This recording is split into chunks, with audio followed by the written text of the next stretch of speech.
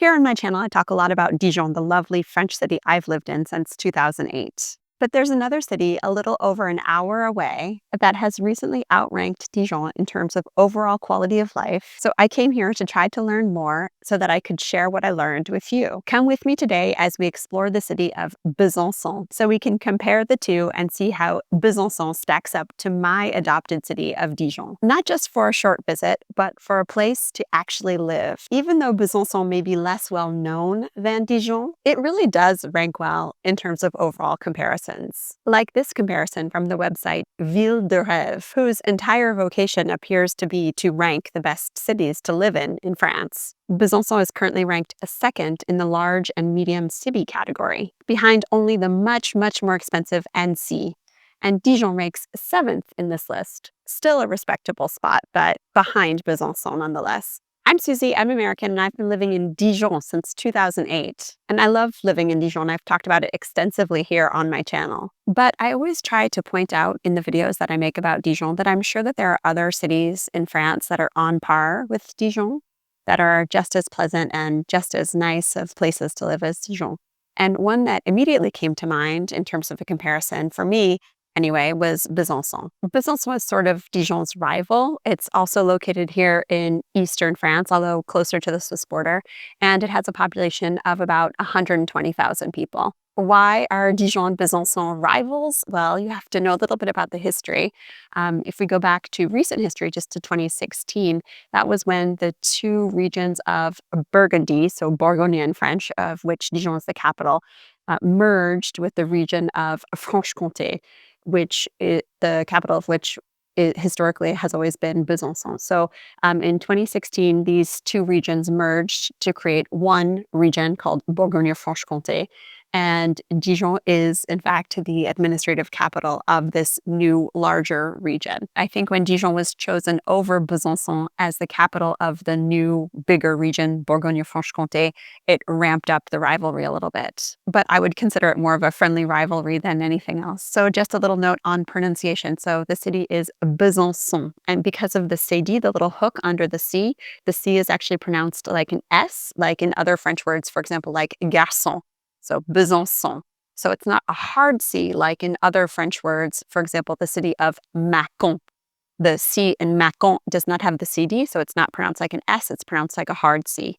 So Besançon. And people who live here are called Byzantins or Byzantine. And these are also the adjectives that are used to describe people and things, products, for example, from this city. So in this video, we're going to compare Dijon and Besançon in terms of livability in general. So we're going to talk about the cost of living here. We're going to look at the cost of real estate, for example.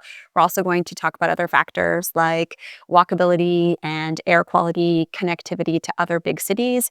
And we'll also talk about some of the intangible features of the two cities as well. But before we get started, I just wanted to mention that you can sign up for my email list if you'd like to get more practical information about life in France like this delivered directly to your email inbox. You can use the QR code here on the screen by scanning it, or you can click on the link in the video description below as well. Allez, on y va for a little comparison of Dijon and Besançon. During the 2 days I spent walking around Besançon trying to get a feel for the city, I mainly stayed in the compact, walkable, historic downtown. Most of the historic city center is located inside this almost complete loop that the Doubs River makes around the city center. Besançon's population of about 120,000 makes it France's 33rd largest city, big enough to support good urban services while maintaining that livable feel. Dijon is slightly bigger with a population of about 160,000, which makes it France's 17th biggest city, but they feel relatively similar in scale to me. Like Dijon, the area outside the historic city center provides amenities such as a big shopping center and more modern housing developments. Over the course of the 2 days I was visiting, I was trying to think about what makes a city a great place to live and focus on those things as I was walking around. Dijon, my city, is great for many reasons that I've come to appreciate over the 17 years that I've lived here, and which I've talked about a lot on this channel already. With only 2 days in Besançon, I knew I could only get a superficial idea of what the city is really like, but I wanted to focus not on tourist attractions, but on quality of life measures. Check out this blog if you're looking to visit Besançon for a few days and you want to hit the main tourist attractions. Lily does an amazing job of giving ideas of things to see and do there. I linked to her article in the video description below. Okay, back to the matter at hand. Let's start with something of the utmost importance: cost of housing. According to Meilleur Agent, the French real estate website, buying an apartment in either city is quite comparable in terms of price per square meter: 2,519 euros per square meter in Besançon compared to 2,594 euros per square meter in Dijon, whereas houses are significantly cheaper in Besançon: 2,367 euros per square meter versus 3,082 euros per square meter in Dijon. I was surprised. I thought Besançon would be significantly cheaper than Dijon. And then I checked the rents, and they were pretty comparable too. As I was walking around, I stopped to check out rental and sales listings in several real estate agencies' windows, and the prices seemed to range depending, I imagine, on location and quality of the properties, but the prices seemed reasonable by my Dijon sensibilities. I imagine they'll both seem affordable to those of you who have experience with real estate prices in bigger French cities. I had heard that Besançon was ranked as the second best city in France to be a student, with 94.74% of students recommending it for studies, compared to Dijon's 91.75%. And I had assumed that this was in part due to what I thought would be more affordable housing in Besançon. And then it occurred to me, maybe it's not necessarily cheaper housing, but maybe it's just easier to find a place to rent in Besançon. So looking more closely at the data from the survey about where the best place is to be a student, Besançon scored 9 out of 10 in terms of its offre de logement, or housing supply, whereas the information for Dijon was behind a paywall. So I decided to check the tensiomètre locatif, which provides data about housing supply and demand. And in both Dijon and Besançon, the rental market appears to be very competitive for renters. So the two cities appear to be pretty much on par here. In any case, kudos to Besançon and Dijon for being pleasant places for students. I can see how Besançon must be a very pleasant place to study. Moving on to livability factors, let's start with walkability. The experience of walking around Besançon for 2 days was lovely. There are parks everywhere. There are hidden little courtyards and squares to explore, and I think I often forget how pleasant it is to have a river running through the city until I find myself in a city with a river. I've talked about how quiet downtown Dijon is, and I absolutely had the same impression in Besançon. For one thing, a lot of the city center is car-free. There are some vehicles, public transportation vehicles, the tram and some buses, but most of the downtown area is pedestrianized, or a lot of the downtown area is pedestrianized. And then there's also all of that park space and the riverbanks, which just makes it very pleasant and very calm. In terms of data, in a 2023 study on walkability of French cities and towns, which I will link to in the video description below, both Dijon and Besançon were in the same category in terms of size, and Besançon finished second, while Dijon finished third. Both of them had a plutôt favorable, or quite favorable, rating of C, which leaves room for improvement, but I can tell you based on my experience walking around both the historic city centers is very pleasant. But I see why Besançon tops Dijon.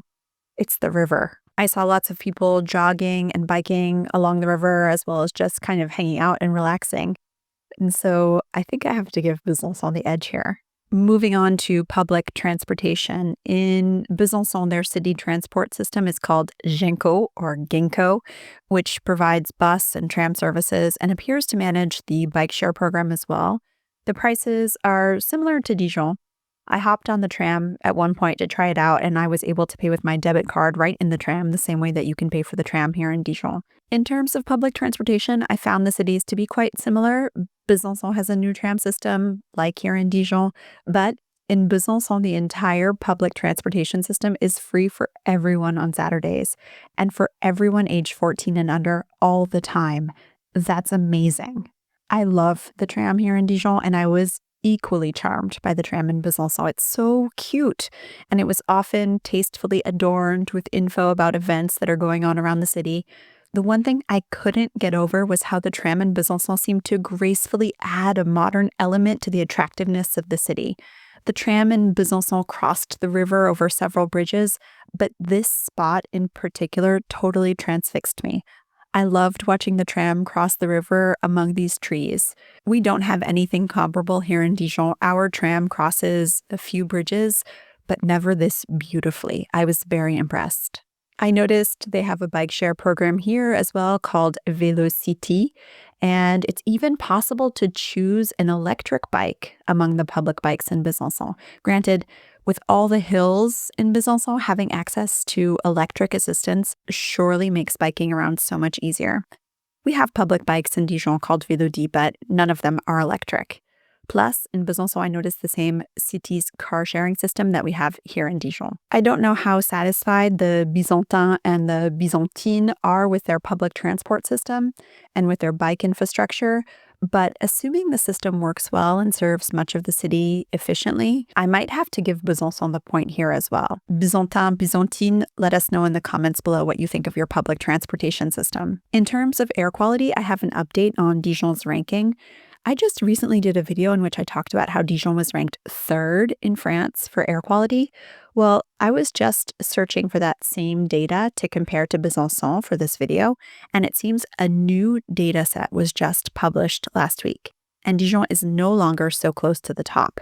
Dijon now appears to be 22nd out of 68 French cities, or 116th out of 761 in Europe, compared to Besançon, which is 2 spots lower among French cities and 120th overall in Europe. Both are good, but Dijon has a slight edge here. My impression while I was in Besançon was certainly that the city itself was very clean, including the air, but the data gives Dijon a slight edge here. I noticed planting efforts in Besançon that were very attractive, and I think Dijon might consider copying these efforts.